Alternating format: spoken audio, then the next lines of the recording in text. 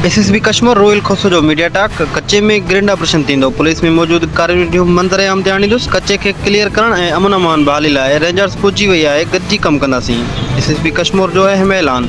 अचो त वधीक ॿुधो एसएसबी कश्मीर जो छा चवणु आहे।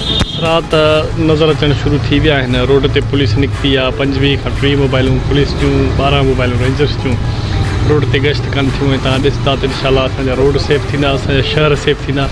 ऐं उन खां पोइ असां ॾिसंदासीं त कच्चे में बि ग्रैंड ऑपरेशन थींदो।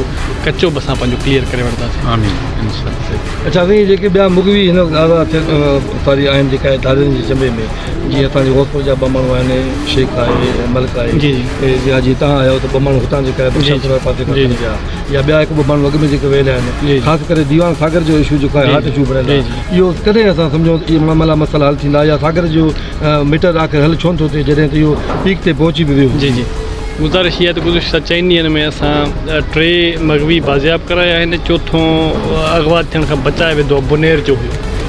त असां कमु करे रहिया आहियूं। डेली बेसिस ते मुख़्तलिफ़ जायुनि ते टारगेटेड ऑपरेशन्स थियनि था पिया ऐं मग़वी सभु इंशाल्लाह बाज़ियाब थी वेंदा। ऐं अनक़रीब उहो ॾींहुं बि ईंदो जंहिंमें असां चई सघूं त असांजो को बि मग़वी हाणे धारणु वटि कोन्हे। ऐं इंशाल्लाह उनखे वरी बरक़रार बि रखिबो त जीअं ॿिया मग़वी न वञनि।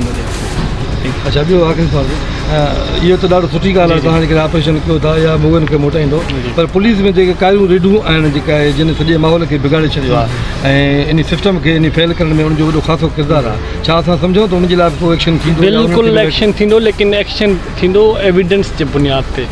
एक्शन थींदो बाद इंक्वायरी, ॾिठो वञे त कंहिंजो वाक़ई रोल रहियो बि आहे न रहियो आहे, उन सॼे खे ॾिसी करे पिन पॉइंट एक्शन थींदो। ॾिसो, या त अवाम जा थोराइता आहिनि जो एतिरो ट्रस्ट कनि था। मां सम्झां थो ट्रस्ट जेतिरो वधीक हूंदो ओतिरो सुठा पुलिस कमु करे सघंदी। आम छा सम्झे त जेको ही बदमनी जेका बाहि आहे इहा केतिरो अर्सो खां बाद जेको आहे ख़तमु थींदी ऐं असां सुख जो साहु खणंदा?